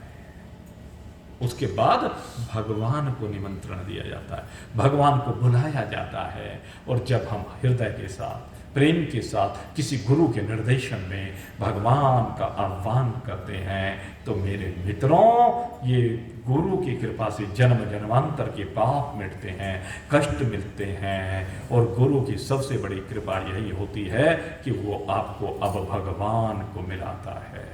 ये गुरु की सबसे बड़ी कृपा है। और जब भगवान आ जाते हैं जिसके जीवन में, तो फिर मेरे मित्रों भगवान से प्रार्थना की जाती है कि हे प्रभु अब तू जा मत, भगवान आए और चले जाए, कृपा हो गई? नहीं, अधूरी कृपा है। हे भगवान, अब हमारा हृदय का भाव ऐसा है, हमारा प्रेम ऐसा है कि अब तो जाना नहीं चाहिए, अब तो सदा सदा के लिए हमारा हो जाए। मेरे मित्रों, वास्तविक कृपा तो ये है। ये गोपियां जो बात मैं कह रहा हूं उसकी साक्षात प्रमाण रही है। गोपियों के अंदर ये सारी विशेषताएं हैं और ये सब उन्होंने करके दिखाया है। मेरे मित्रों, ये सबसे बड़ी विशेषता कि वो करके दिखाती है, उनके आचरण में दिखता है, उनके जीवन में दिखता है, वो रसधार। जब उनका निमंत्रण हुआ कि प्रभु एक बार आपके चरणों की रज हमारे घर में पड़नी चाहिए, तो भगवान तो किसी बहाने से जाते, ऐसे नहीं जाते, तो लीला करते हैं। भगवान सदा लीला करते हैं और लीला लीला में ही सबके ऊपर कृपा कराते हैं, सबका उद्धार कराते हैं। ये भगवान की विशेषता। अब यहां ब्रिजवासियों के ऊपर भी लीला लीला में उद्धार करने के लिए भगवान तैयार होते हैं। एक गोपी ने पुकारा, छोटे से भगवान, 2-3-4 साल की अवस्था हुई, गलियों में घूमना प्रारंभ हुआ, संगी साथी बनने प्रारंभ हुए। पहले ब्रिज की गलियों को स्वच्छ करते हैं, ब्रिज की गलियों को पावन बनाते हैं। अभी किसी के घर में नहीं जाते भगवान, पहले ब्रिज की उन गलियों में गए और ब्रिज की गलियों में जाकर के जितनी गलियां दूषित थी उनकी सफाई की है, सब गलियों को पवित्र किया है। और सब गलियों को पवित्र करने के बाद अब भगवान उन गोपियों के निमंत्रण को स्वीकार करते हैं। लेकिन गोपियों के निमंत्रण को स्वीकार करने में जो लीला है, ये बड़ी मधुर लीला है। और ये लीला माखन चोरी की लीला के नाम से जानी जाती है। गोपियों ने, जिस गोपी ने के मन में आज भाव प्रबल हुआ, भगवान ने उसी के निमंत्रण को स्वीकार किया। और निमंत्रण को स्वीकार करने का रूप दूसरा है। सीधे सीधे नहीं आते भगवान, चोरी छिपे आते हैं। भगवान ऐसे आते हैं रूप बदल के, और जब रूप बदल के आते हैं तो अब वो हमारी आंखों की बात है, वो हमारी पहचान की बात है कि हम पहचानते या नहीं पहचानते। बात तो ये है ना, जैसे वो गोस्वामी जी महाराज चित्रकूट में, अब वो हनुमान जी इष्ट हैं। अब इष्ट हैं तो हनुमान जी के जब उनको दर्शन हुए, उन्होंने कहा, हे गुरुदेव, आपके तो दर्शन हो गए, क्योंकि हनुमान जी गुरु हैं। और जब गुरु हैं तो अब आप अपनी कृपा कीजिए। गुरु की कृपा किस रूप में, मैंने अभी आपको बताई। गुरु की कृपा इस रूप में हो कि गुरु भगवान से मिलाए। कहने लगे, भाई तुलसीदास, भगवान से तो मैं मिलवा दूंगा, ये निश्चित है कि मैं भगवान से तुझे मिलवा दूंगा, लेकिन अब तू ये देख ले, पहचान लेगा कि नहीं पहचान। अरे भगवान मेरे सामने आएंगे फिर भी नहीं पहचान। और राजकुमार बन करके आए, धनुष बाण लेकर के आए, घोड़े पर सवार होके आए, पहचान ही नहीं पाए। हनुमान जी आए, कहने लगे, देखो मैंने तो भगवान से मिला दिया तुम्हें। कहने, कहाँ मिलाया? कहीं भी नहीं, मैंने तो देखे नहीं। कहने, आए नहीं थे धनुष बाण धारण किए, घोड़े पर सवार हो। कहने, वो, अरे मेरा तो भाग्य, मैं तो पहचान नहीं पाया। कहने, अच्छा चल कोई बात नहीं, घबरा मत। तुलसीदास, घबराने की जरूरत नहीं है, कोई बात नहीं, आगे फिर नंबर लेंगे। और अब वहां मंदाकिनी के घाट पर वो है ना, चंदन घिस रहे थे एक बार, भगवान को तिलक करने के लिए, पूजा पाठ आदि में उपयोग करने के लिए है। तो वहां चित्रकूट के घाट पर भाई संतन की भीड़, बहुत संत आए हुए थे। तो उसी समय भगवान जी आ गए, और भगवान जी को अब भी नहीं पहचाना। भगवान जी को जब नहीं पहचाना तो हनुमान जी आ गए, और आकर के हनुमान जी बोलने लगे, चित्रकूट के घाट पर भाई सब संतन की भी तुलसीदास चंदन घिसे, और तिलक करे श्री रघुवीर हो रामा, तिलक करे श्री रघुवीर। तो भगवान को पहचानने का काम किसका है? हनुमान जी का। और जैसे ही कहा रे भगवान, बस फिर तो चरणों में लेट गए, मिल गए भगवान गोस्वामी जी को। तो भगवान ऐसे मिलते हैं, रूप बदल करके मिलते हैं। भगवान का पता नहीं कब किस वेश में आ जाए, लेकिन आते तभी हैं जब संतों की सेवा करते हो। महान पुरुषों की जो व्यक्ति सेवा करते रहते हैं, ये निश्चित जानिए कि एक दिन भगवान जरूर आएंगे। और फिर मैं दूसरी बात और कहता हूं, भगवान जब आते हैं, आप पहचाने या ना पहचाने, इस बात से भी कोई फर्क नहीं पड़ता है। बात तो ये है कि भगवान ने आपको पहचान लिया है, तभी वो आपके पास आए हैं। आपके हृदय के भाव को पहचान लिया है, आपके समर्पण को पहचान लिया है, तब वो आए। नहीं तो क्यों आते? वो ऐसे नहीं आते। बात तो भगवान के पहचानने की, हमारे पहचानने से क्या फर्क पड़ता है? पहचानना भगवान का है। और अगर यदि हमने भी पहचान लिया तो मिलन अद्भुत हो जाएगा। ये विशेषता है। फिर दोनों की तारतम्यता बन जाएगी, एक रूपता हो जाएगी। इसलिए मेरे मित्रों, ये ब्रिज की लीला है। गोपियां माखन बनाती, भगवान से प्रार्थना करती, हे प्रभु एक बार तो आ जा, कम से कम एक बार तो आकर के हमारे इस माखन का भोग लगा जा। और जब इस प्रकार से गोपियों ने निवेदन किया तो भगवान ने टोली बना ली।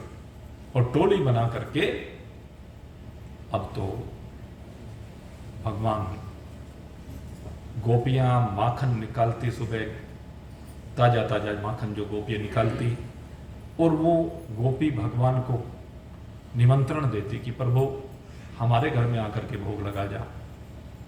उनके इस भाव को समझ करके भगवान, गोपियां जब माखन निकाल करके चली जाती तो यमुना जी पर जल लेने ले आती।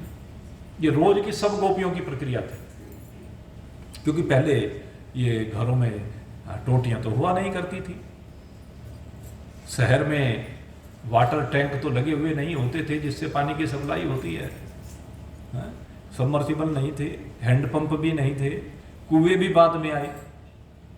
पहले तो नदियों के किनारे तो सब नदियों से जल भर करके लाया करते थे। तो सब गोपियां जाती थी और जाकर के जल भर लाती। तो भगवान प्रतीक्षा में रहते, और भगवान जब यहां प्रतीक्षा में रहते तो वो गोपियां निकल जाती, और निकल करके भगवान प्रतीक्षा करते कि अब हाँ गोपियों की टीम निकल गई, वो टोली निकल गई। उस टोली के निकल जाने के बाद अब भगवान किस गोपी के यहां जाते? कहते जिस गोपी ने आज प्रेम के साथ भगवान को निमंत्रण दिया, जिसका निमंत्रण प्रेम पूर्ण होता, जिसका निमंत्रण सत्य संयुक्त होता, भगवान उसके यहां चले जाते। यद्यपि उसमें लीला करते, लेकिन भाव क्या है? उस गोपी का समर्पण का भाव कि काश ये सौभाग्य मिले कि भगवान इस माखन का भोग लगा जाए। आप लोग रोज भगवान को भोग लगाते हैं, नित्य भोग लगाए जाते हैं। यहाँ भगवान जगन्नाथ जी को रोज अनेक बार भोग लगता है, अनेक प्रकार से पूजा अर्चना होती है, बार बार होती है। तो जिस दिन भाव की प्रमुखता होती है, भाव की प्रकाष्ठा होती है, आकुलता व्याकुलता अधिक होती है, उसी दिन भगवान प्रकट हो जाते हैं उसके घर में और आकर के माखन का भोग लगा जाते हैं। ऐसे ही एक एक करके चक्र चला। तो दूसरी घटना घट गई। पहली घटना, भगवान को जब हृदय से लगाया गोपियों ने तो सुखद अनुभूति हुई। दूसरी घटना, अब उनकी जो भावना बनी कि काश हमें भी भगवान को दुग्ध पिलाने का अवसर मिले, और बहाने से यशोदा मैया के घर पर जाकर के दूध पिलाने का अवसर मिला। और तीसरी घटना कि काश भगवान हमारे घर की भूमि को पवित्र करने के लिए आए, हमारा घर पवित्र हो जाए, ये आंगन पवित्र हो जाए। तो भगवान सबके घरों में जाते, अपने चरणों की छाप छोड़ करके आते, उनकी चरण रज उनको मिलती, उस चरण रज के प्रभाव से वो घर, वो भूमि पवित्र होने लगी। एक एक घर पवित्र होता चला गया।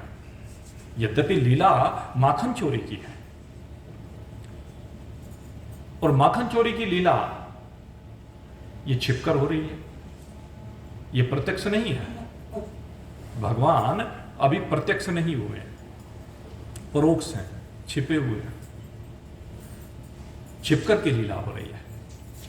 परोक्ष ज्ञान और अपरोक्ष ज्ञान में यही दोनों में अंतर होता है कि पहले भगवान छिपे हुए दिखते हैं, आवृत दिखते हैं, आवरण में दिखते हैं, लेकिन धीरे धीरे प्रत्यक्ष होने लगते हैं, अपरोक्ष होने लगते हैं।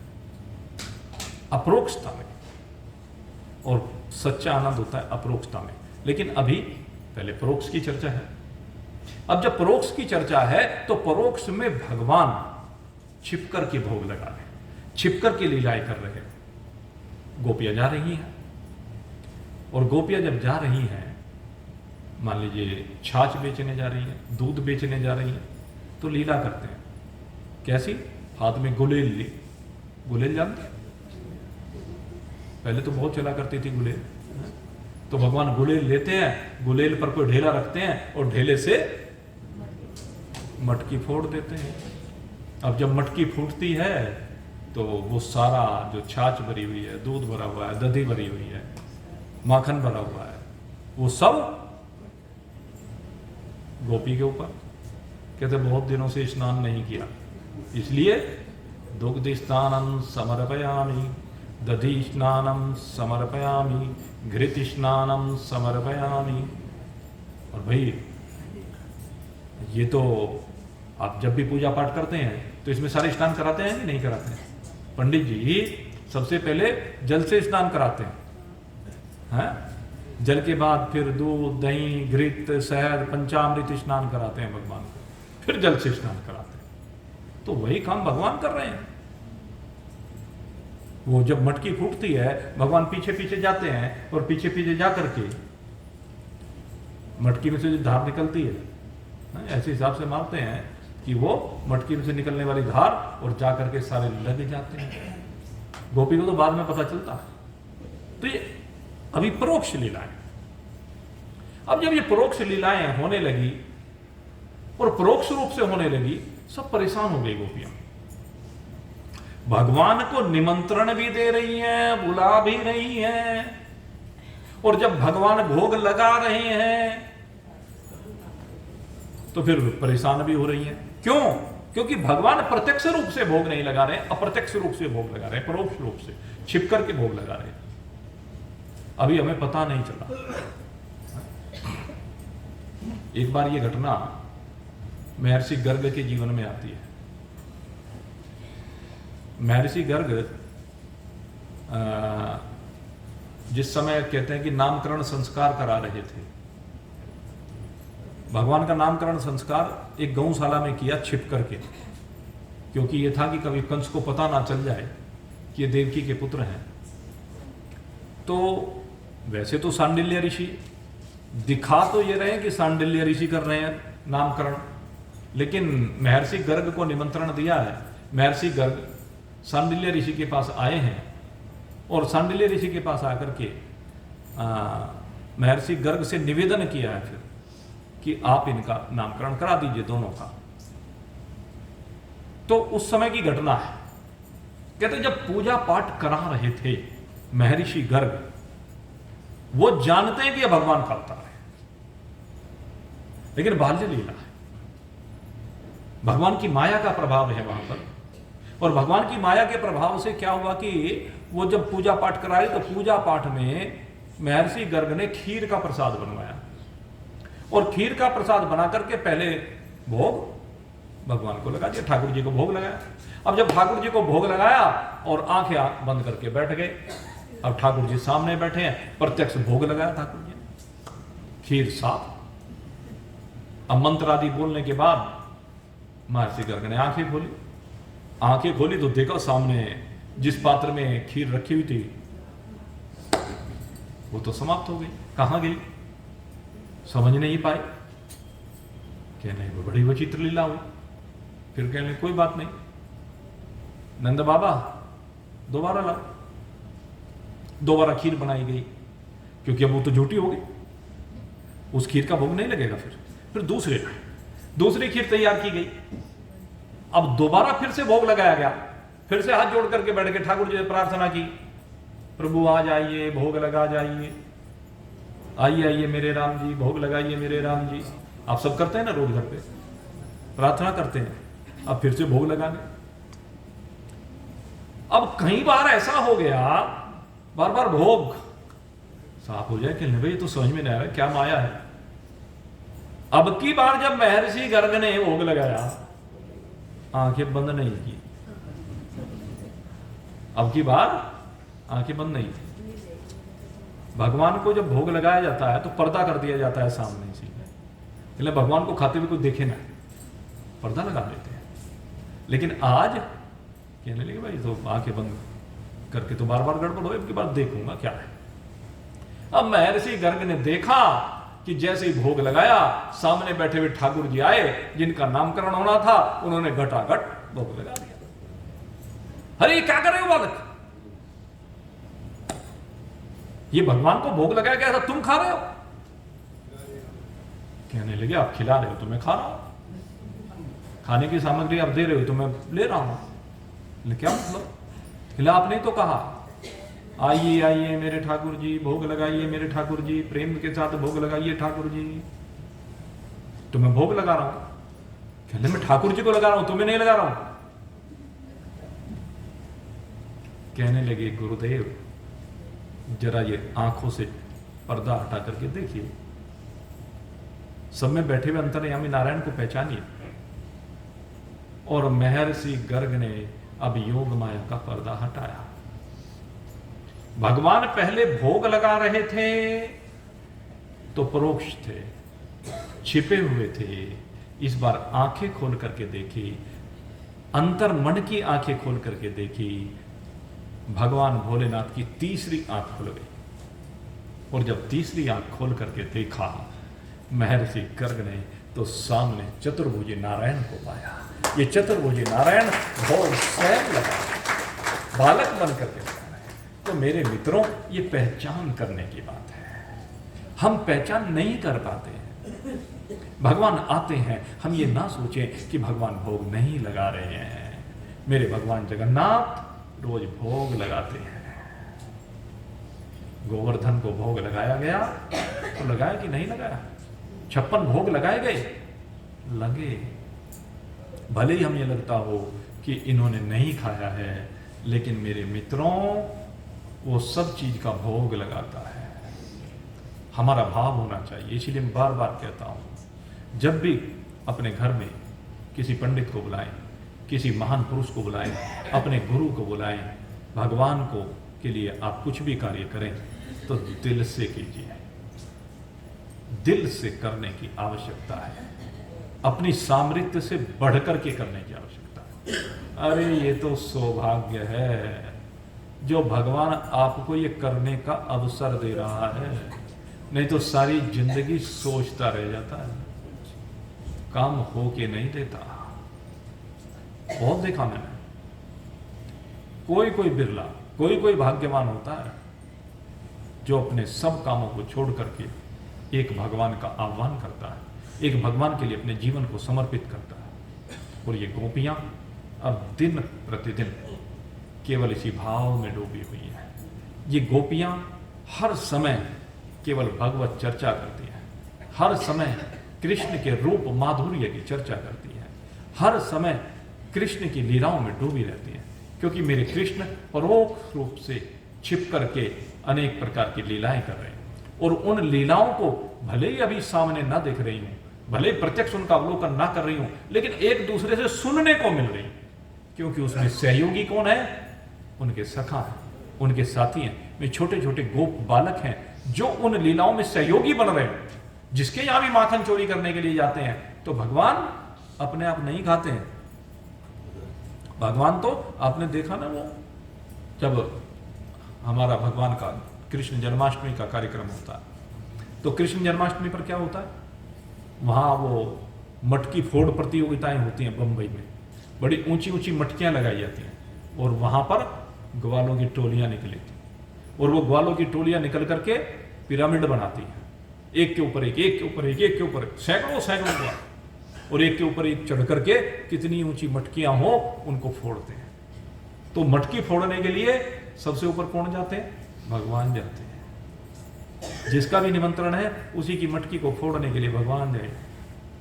और भगवान जब ऊपर पहुंचे, देखा मटकी को, तो मटकी को उसमें देखा बड़ा ताजा ताजा माखन प्रभावती ने निकाल करके तैयार किया। जब प्रभावती ने माखन तैयार किया था तो उस माखन को निकाल करके भगवान ने अपने नीचे जितने भी ग्वाल बाल हैं सबको खिलाना प्रारंभ किया। और सबको खिलाने के बाद अब भगवान अपने आप भी भोग लगाना चाहते हैं। भगवान ने स्वयं भी भोग लगा। उसके बाद भी माखन बचा रह गया। जब माखन बचा रह गया तो उन्होंने कहा भाई अब ये माखन बच गया, हमारा भोग लग गया। अब भोग लगने के बाद ये प्रभावती का नहीं रहा। जो प्रसाद आप भगवान को भोग लगाते हैं वो अब आपका नहीं रह जाता, ये ध्यान रखना। इस विषय में एक बात मैं और आपको बताता चलो, एक आपको धर्म की बात बताता हूं। हम लोग अगर यदि किसी वस्तु का कभी दान कर देते हैं, दान वैसे कई प्रकार के होते हैं, लेकिन जब हम किसी वस्तु का किसी को दान कर देते हैं, जैसे किसी पंडित को हमने गौ का दान किया, तो गौ का दान करने के बाद, दान करने से पहले चाहे आप उसका रोज दूध पीते हैं, रोज उसकी सेवा करते हैं, सब काम ठीक है, लेकिन गाय का दान करने के बाद गाय जिस पंडित को दी गई है, आगे जीवन में कभी भी उस दुग्ध पर आपका कोई अधिकार नहीं है, क्योंकि वो दान की वस्तु है, आपने उसको दे दिया है। और क्या भाव रहा? इदम न मम, ये पंडित जी की है, ये मेरी अब नहीं है, इस पर मेरा कोई भी आधिपत्य नहीं है। तो दान दी गई वस्तु पर कोई अधिकार नहीं रहता है। हम जब कभी भी कुछ दान करते हैं उसके बाद भी हम उन सामग्रियों पर अपना अधिकार बनाए रखते हैं। दान देने के बाद अधिकार नहीं रहता, अधिकार खत्म हो जाता है। तो इस चीज का ध्यान रखना चाहिए, धर्म ये कहता है। तो जो भगवान को भोग लगा दिया ना, अब वो आपका नहीं रहा, वो क्या हो गया? वो भगवान का हो गया। त्वम दीयम वस्तु त्वम समर्पितम, यही तो कहते हैं। भगवान दी भी तू नहीं है, लेकिन अब तुझे ही हमने समर्पित कर दी है। और किस लिए समर्पित कर दी है? किस लिए की है? सबके हित के लिए। सर्वे भवन्तु सुखिनः, सर्वे सन्तु निरामयः, सर्वे भद्राणि पश्यन्तु, मा कश्चित् दुःखभाग् भवेत्।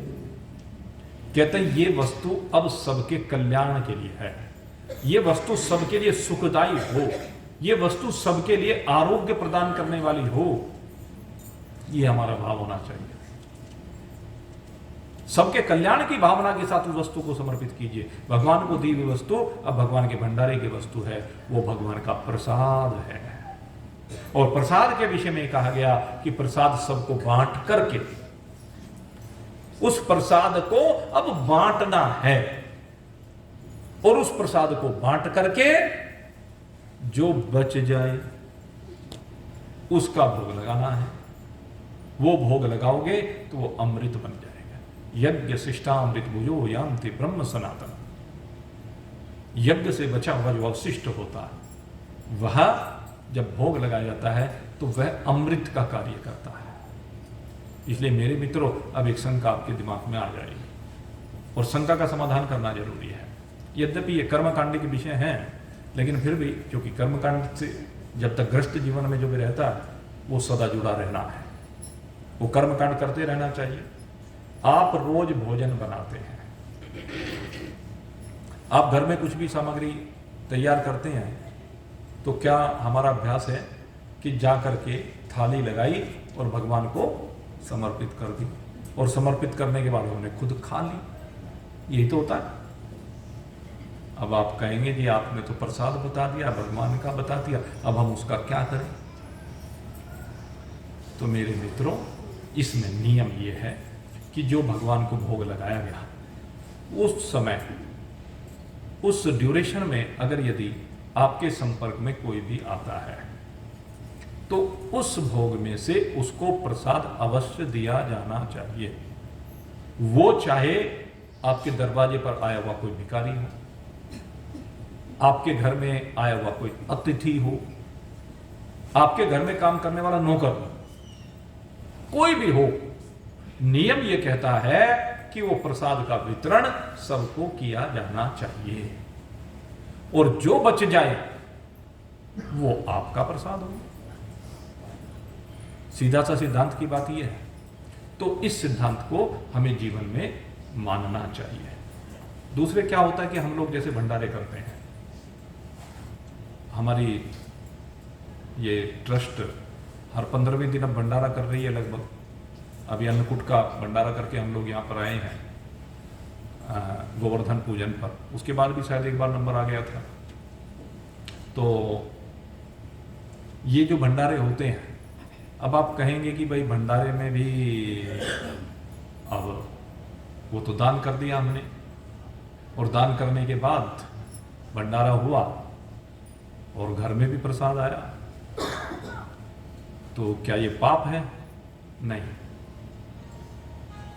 गाय दान करने के बाद गाय का दूध ना पीना वो एक अलग विषय है, लेकिन भंडारे में जब आपने दान किया है और उसके द्वारा जो भंडारे में सामग्री बनाई गई है, भोजन सामग्री, वो भोजन सामग्री आपकी नहीं रही, इसमें कोई दो राय नहीं है, लेकिन वो भगवान की हो गई, और भगवान की उस सामग्री में से आप भोग लगाएं। लेकिन भोग लगाएं, ये ध्यान रखना, उपयोग ये नहीं कि 4 टाइम का खाना तैयार हो गया। समझे ना बात? अपने अपनों को दे दिया, अपने भाई भतीजे रिश्तेदारों को दे दिया, बाकी छिपा के रख लिया। यह न्याय है? ये चोरी है। इस चीज को चोरी कहते हैं। ये नहीं करना। भगवान ने कहा स स्तेन एव स, भगवान ने उसे स्तेन क्या कहा? स्तेन माने चोर। गीता जी का 4था अध्याय पढ़ लेना, 3-4 अध्याय में शंकाओं का समाधान किया गया है। तो ये चोरी कहलाती है। इसलिए मेरे मित्रों, इन विषयों में बहुत सजग रहने की आवश्यकता है। खैर, विषय चल रहा था गोपियों का भाव, और गोपियों के भाव के कारण से अब भगवान ने जो ये अद्भुत लीलाएं की हैं, ये लीक से हटकर लीलाएं, ऐसी लीलाएं भगवान ने किसी भी अवतार में नहीं की। जो लीला इस कृष्ण अवतार में भगवान ने की है, और इन लीलाओं में परोक्षता अधिक है, अपरोक्षता कम है। परोक्षता के होने पर क्या होगा? जीवन में जब परोक्षता आती है, अहंग्रह उपासना के बाद परोक्षता की बात होती है, तो ये परोक्ष ज्ञान है। इस परोक्ष ज्ञान में अब उनको ये तो होने लगा, कहने लगे कि फलाना है जो घरों में से माखन चुरा करके ले जाता है, लेकिन वो है कौन? तो ग्वालों ने बता दिया कृष्ण है। तो अब उनको यह विश्वास हो गया कि ये चोरी करने वाला कृष्ण है। परोक्ष ज्ञान में यही होता है। जब हमें यह पता चल जाता है कि इस जगत को चलाने वाला, इसका संरक्षक, इसकी व्यवस्था को देखने वाला, जिसमें ये सारे का सारा आरोपित है, माया में जितना ये सारा खेल हो रहा है, वो सारे का सारा किससे हो रहा है? कहते हैं ब्रह्म से हो रहा है। वो कौन है? वो सच्चिदानंद ब्रह्म है। जब ये भाव हो जाता है कि वो ब्रह्म है, तो हमने ब्रह्म की सत्ता को सर्वत्र स्वीकार कर दिया। परोक्ष ज्ञान की स्थिति में हम भगवान की सत्ता को स्वीकार करते हैं, और भगवान की सत्ता को सर्वोपरि मान करके सर्वत्र एक परमात्मा सत्ता का अवलोकन करते हैं। ब्रह्म कैसा है? अब हमें यह भान होने लगता है कि ब्रह्म सत्य है, ब्रह्म चित्त है, ब्रह्म आनंद है, ब्रह्म अनंत है, ब्रह्म असीम है, ब्रह्म अखंड है, ब्रह्म निरीक्षण है, ब्रह्म निराकार है, ब्रह्म निर्गुण है, ब्रह्म अविनाशी है। ब्रह्म एक रस है, कहीं न कम है न ज्यादा है, सब जगह ब्रह्म एक जैसा है। तो इस प्रकार से जब अनुभूतियां होने लगती हैं, इस प्रकार से जब हमारी मान्यता प्रबल हो जाती है, बिल्कुल पक्के हो जाते हैं, गुरुदेव के उपदेश से, महान पुरुषों की कृपा से, जब हम ब्रह्म की सत्यता में कोई संदेह नहीं रखते, यहां पर संशय और विपर्य से रहित यह ज्ञान है कि ब्रह्म है। इन गोपियों को इस बात का बोध हो गया है, गोपियों को इसी बात का बोध हो गया है कि कृष्ण है। भगवान की जितनी भी लीलाएं हुई, इन सब लीलाओं के माध्यम से भगवान ने सबको पहले परोक्ष ज्ञान कराया। सामने प्रकट नहीं हुए भगवान, पहले भगवान अगर प्रकट भी होते तो साकार रूप में प्रकट होते हैं, और बाद में वो साकार उनके अंदर निराकारता को दर्शाता है। ये भगवान श्री कृष्ण के इस अवतार की विशेषता। भगवान श्री कृष्ण का जो ये बाल्यावस्था का रूप है, सबसे ज्यादा जो इष्ट है, आप देखना पूरी इस धरती पर घूम करके आज की तारीख में अगर यदि सबसे ज्यादा किसी का इष्ट स्वरूप है तो भगवान का बाल स्वरूप है, क्योंकि ये बाल स्वरूप बड़ा मनमोहक है, सबको अपनी ओर सहज ही आकर्षित करने वाला है। और उसके पीछे कारण यह भी है कि बालक का हृदय सदा निश्चल होता है। ये तो बालक से जब किशोरावस्था की ओर बढ़ता है ना, तब वृत्तियां बदलती हैं। बाल्यावस्था से किशोरावस्था, किशोरावस्था से युवावस्था, ये युवावस्था सबसे भयंकर अवस्था है। जो इस युवावस्था में अपने ऊपर नियंत्रण कर ले, असली विषय क्या है, ये युवावस्था में निश्चलता होनी चाहिए। ये युवावस्था सबसे मुख्य अवस्था है। इसीलिए कहा भजन और भोजन दोनों जवानी के। बाल्यावस्था की पवित्रता, बाल्यावस्था की निश्चलता, बाल्यावस्था का भाव, बाल्यावस्था का समर्पण, बाल्यावस्था का प्रेम। बालक का समर्पण जो बाल्यावस्था में है, किसी दूसरी अवस्था में देखने को नहीं मिलेगा। बालक के लिए अपनी मां से बढ़कर के कोई नहीं, चाहे कोई कितना खिला लो, जाएगा मां के पास में। यह है समर्पण। तो ऐसे इस जीव का समर्पण परमात्मा रूपी मां के लिए होना चाहिए। चाहे संसार में कितना भी घूम ले, सारे दिन कितने भी कर्म कर ले, तन दुनिया में रहे भले ही, तेरा तन इस दुनिया में रहते हुए भले कितने भी कर्म करता रहे, मन से, वाणी से, शरीर से, कितने भी प्रकार के कर्म होते रहे, तन दुनिया में रह भले ही, मन हरि चरणन ध्याए। तन दुनिया में रहे भले, मन हरि चरणन ध्याए। कहत कबीर सुनो भाई साधु, कहत कबीर सुनो भाई साधु, सहज मुक्ति को पाए, ऐसे मन को लगाए, जो मन के लगाए हरि पाए। ऐसे मन को लगाइए और मन को परमात्मा में लगा करके परमात्मा रूप बनाइए। पारस होता है, पारस के संपर्क में जब लोहा आता है तो क्या बनता है? सोना। पारस तो नहीं बनता। बस इस अंतर को समझना है। पारस लोहे को सोना बनाने की कला जानता है, लेकिन गुरुदेव की विशेषता देखिए। गुरुदेव किसी को शिष्य नहीं बनाते हैं। शिष्य जिज्ञासु के दृष्टिकोण से है। जिज्ञासु अपने आप को शिष्य मानता है, गुरु कभी शिष्य नहीं मानता। जो ब्रह्मनिष्ठ ब्रह्मवित्त महान पुरुष हैं, वो कभी भी अपने को गुरु नहीं मानते, और जो उनके संपर्क में जिज्ञासु आता है उसको कभी शिष्य नहीं मानते। अजीब बात है। अजीब नहीं है, वो यथार्थता है। क्योंकि गुरु की जो दृष्टि है, गुरु की दृष्टि अद्वैतमयी दृष्टि है। गुरु की दृष्टि में कहीं द्वैत है ही नहीं, क्योंकि वो जानते हैं द्वितीयाद्वै भयम भक्ति, कि जहां भी हम दो की कल्पना करेंगे वहीं पर भय आ जाएगा। एको हम द्वितीयो नास्ति, मैं एक हूं, दूसरे का लेस भी नहीं है। इसलिए गुरु शिष्य में भी अपने आप को अवलोकित करता है। गुरु को चराचर जगत में एक परमात्मा के अतिरिक्त कुछ दिखाई नहीं देता, लेकिन शिष्य की ओर से गुरुत्व वाली बात है, अभी शिष्यत्व वाली बात है, क्योंकि अभी उसकी दृष्टि पहले त्रेतवाद से संयुक्त है। पहले ईश्वर है, जीव है, जगत है, और बाद में उसकी दृष्टि फिर जीव और जगत की एकता तो कर लेती है, लेकिन जीव और ईश्वर का भेद बना रहता है। जगत को जीवत्व में विलय कर देता है, और उसको विलय करने के बाद फिर जीवत्व और ईश्वरत्व रह जाता है। फिर वो गुरु की कृपा से ये जीवत्व मिटता है, और न केवल जीवत्व मिटता है, ईश्वरत्व भी हट जाता है।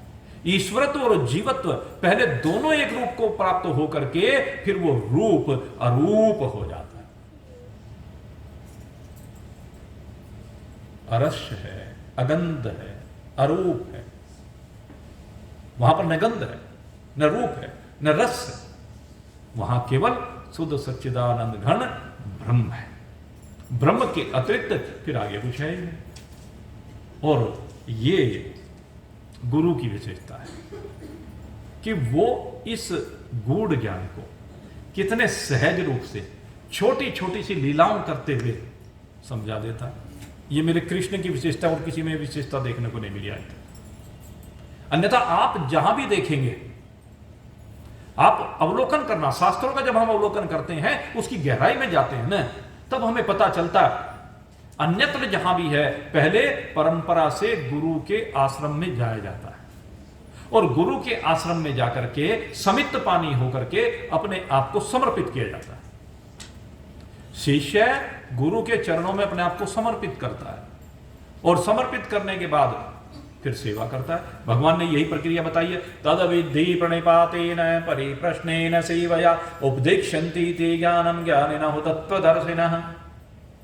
ये सिद्धांत की बात है कि सबसे पहले समित पानी हो। समित पानी माने अपने आप को सूखी लकड़ियों की तरह बनाए।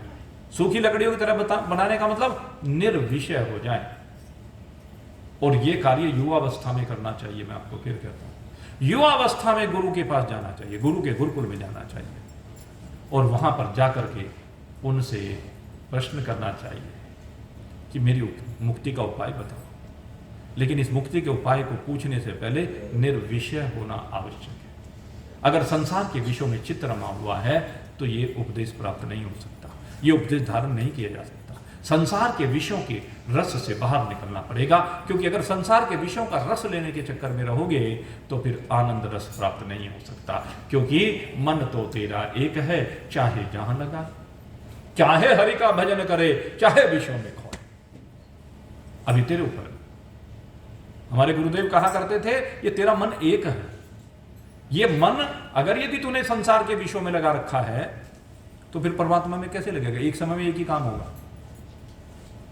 अब तू विषयों में लगा करके रखेगा तो परमात्मा में नहीं लगेगा, और परमात्मा में लग जाएगा तो फिर विषयों की ओर धक्का करके देखेगा ना, झांक कर भी नहीं देखेगा। ये विशेषता है। इसलिए असली बात है मन की। इस मन को पहले निर्विषय करना है, वैराग्य से संयुक्त हो। और ये जो अवस्था होती है ना, ये सबसे महत्वपूर्ण अवस्था है, इसलिए मैं कह रहा हूं, क्योंकि इसमें संसार के भोग, संसार का आकर्षण आपको अपनी ओर खींचता है। और जब संसार का आकर्षण आपको अपनी ओर खींचता है, संसार आपको पुकारता है, संसार आपको बुलाता है, तो आप उसके प्रलोभन में फंस करके उसकी ओर दौड़े चले जाते हैं और विषय भोगों में रत हो जाते हैं। जिस सुख को पाने के लिए आए थे उस सुख से वंचित हो जाते हैं। और फिर कभी कोई महापुरुष आता है, वो जगाता है, तो जगाने के बाद फिर आप में परिवर्तन होता है। कोई बात नहीं, देर कभी नहीं होती। बहुत से लोग कहते हैं, अब कई भक्त आते हैं कि नहीं जी आपके पास आने में देर हो गई, ये कहते हैं, बहुत लोग कहते हैं कि देर हो गई आपके पास आने में। हमारे गुरुजी कहा करते थे, अरे देर तो मुर्दे को होती है। आप मुर्दे थोड़ा ही ना, देर मुर्दे को होती है, आपको कोई देर नहीं हुई है।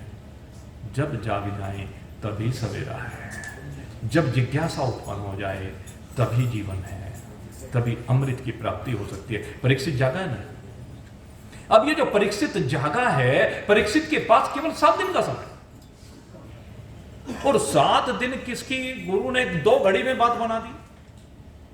और मैं एक दिन आपसे चर्चा कर रहा था, अरे अपना स्वरूप का बोध होने में तो भाई इतनी देर लगती है जैसे चुटकी बजाने में है। कितनी देर लगी समझाया था आपको, एक श्वास का ही तो खेल है, आधी श्वास का। इसीलिए कहा हर श्वास पर अपने स्वरूप बोध की नींव रख करके उसके ऊपर स्वरूप बोध का महल तैयार कर दे। महल बना ले नित्य निरंजन, मेरे कहे को मान। तुझे एक नित्य महल बनाना है। गोस्वामी जी महाराज ने इसी बात को कहा है, श्वास श्वास पर राम कह, वृथा श्वास मत खो। श्वास श्वास पे राम कह, वृथा श्वास मत खो।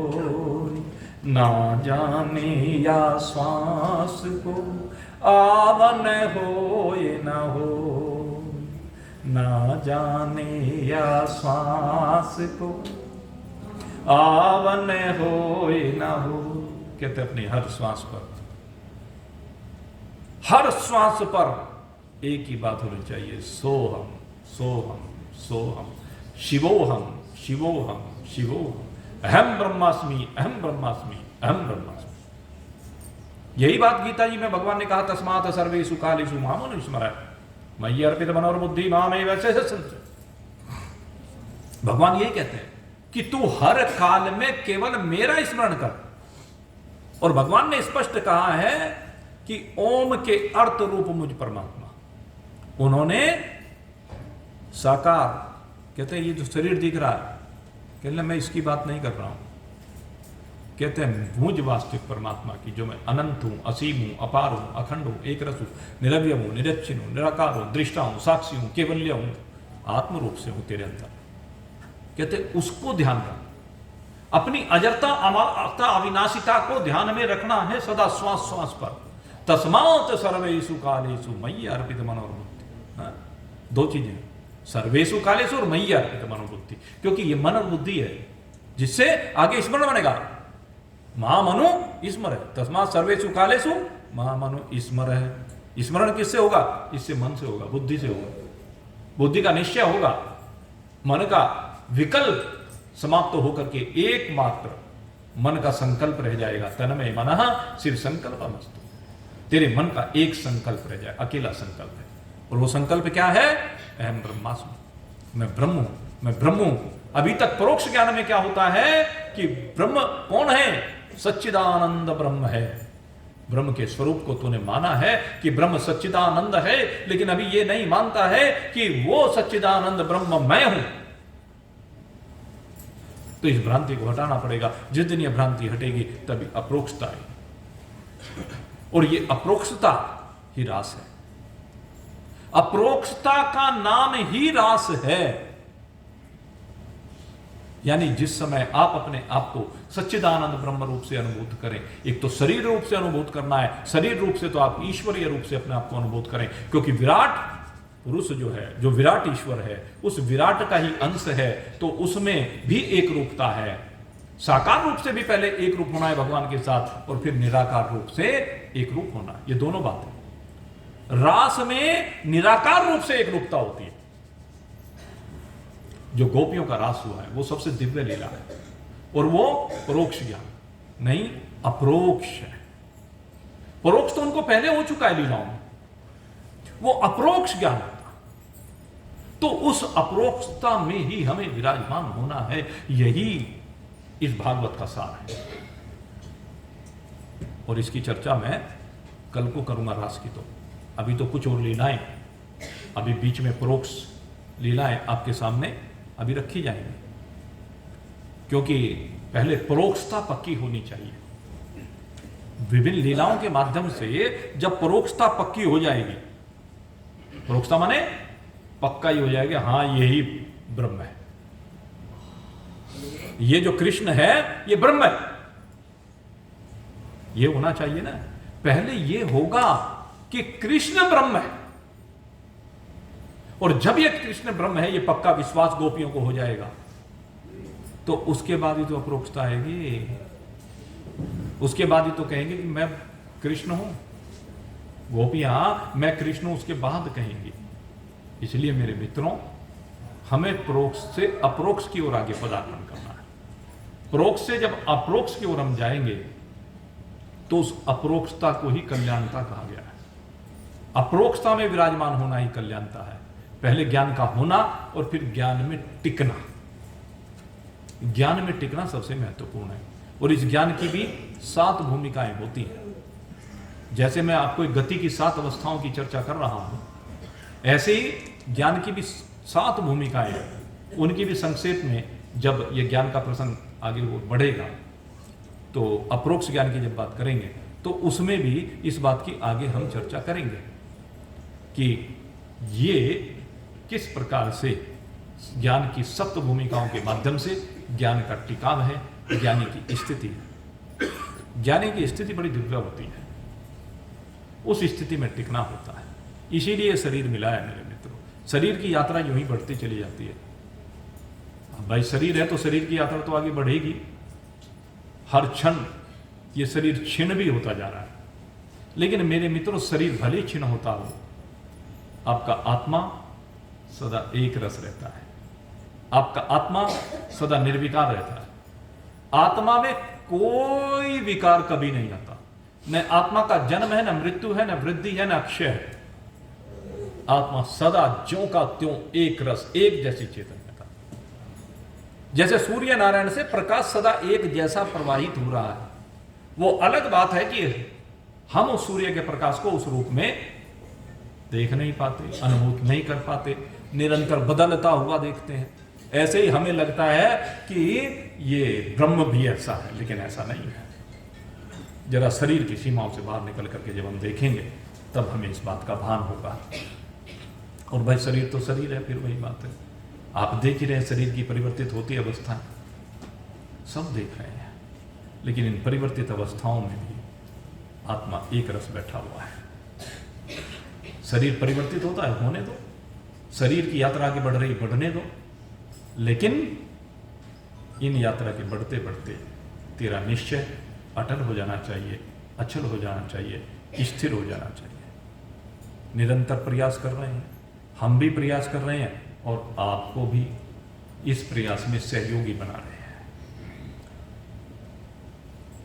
बहुत लंबा समय हो गया है, कई साधक साथ साथ यात्रा कर रहे हैं। ये यात्रा निश्चय ही ब्रह्म के साथ एक रूप होकर के पर्यवसान को प्राप्त होगी। ये हम सबके लिए भगवान से कामना करते हैं, निरंतर कामना कर रहे हैं। और कामना करते करते भाई समय अपनी गति से निर्बाध आगे बढ़ता चला जाता है। और बढ़ते बढ़ते एक दिन भाई ऐसा भी आता है, पहले गत वर्ष काठमांडू में आ गया ऐसा ही दिन, और आज यहाँ आ गए। ये शरीर आगे बढ़ते बढ़ते यात्रा, आगे बढ़ते बढ़ते आज 58 वर्ष की यात्रा इस शरीर की परिपूर्ण हो रही है। महाराज की। और आज से कह लीजिए 59वें वर्ष में पदार्पण हो रहा है। शरीर की भूमिका है, और भगवान से यही प्रार्थना करते हैं कि जितने भी आप हमारे संग में हैं, जितने भी हमारे साथ यात्रा को कर रहे हैं, इस जगन्नाथ धाम में हम आपसे यही प्रार्थना करते हैं, प्रभु आपका ये धाम, ये जो धाम है, ये श्रेष्ठ धाम है। ये कलयुग का आपका धाम है। इस कलयुग में सबके चित्त विकारी हो गए हैं, सबके चित्तों में कालिका करके विराजमान हो गई है। लेकिन प्रभु, जिसके ऊपर आपकी कृपा दृष्टि हो जाती है, आप हृदय की समस्त कालिक को दूर करके आप समस्त कालिक को दूर करने वाले हैं मेरे प्रभु। हे मेरे गोविंद, हे मेरे नारायण, आप इस जगन्नाथ पुरी की भूमिका पर आकर के यहां पर विराजमान हुए हैं और आपकी प्रेरणा से ही हम यहां पर आकर के विराजमान हुए हैं। हे प्रभु, मैं आज इस आपके सानिध्य में, आपके धाम में, आपके कर कमल को अपने शीश पर अनुभूत करते हुए आज प्रार्थना करता हूं मेरे प्रभु, मेरे गोविंद, मेरे नारायण, मेरे जगन्नाथ, ये जितने भी भक्त हमारे साथ यात्रा कर रहे हैं प्रभु, जब तक ये शरीर की यात्रा चलती रहे, बस मेरे प्रभु एक ही काम हो कि ये सब आपके साथ एक रूप होकर ही इस संसार से विदा हो। उससे पहले प्रभु किसी की विदाई ना हो, सबको आपकी प्राप्ति हो जाए, सब अपने चित्त को आपके साथ लह करके आपके साथ उस दिव्य चैतन्यता का अनुभव करें, जिस चैतन्यता को आपने अपने इस धाम पर उन महाप्रभु जी को, उन चैतन्य महाप्रभु जी को प्रदान किया। वही चैतन्यता हे मेरे जगन्नाथ भगवान, इन सब को प्रदान करना, इनके ऊपर कृपा करना, कृपा करना, कृपा करना प्रभु। आपका आशीर्वाद ही हम सबका संबल है, हम सबका सहारा है, हम सबकी शक्ति है।